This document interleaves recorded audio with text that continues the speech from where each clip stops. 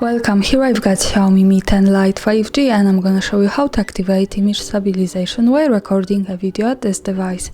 So let's start by tapping on the camera button to open it, and for now we are in the standard photo mode.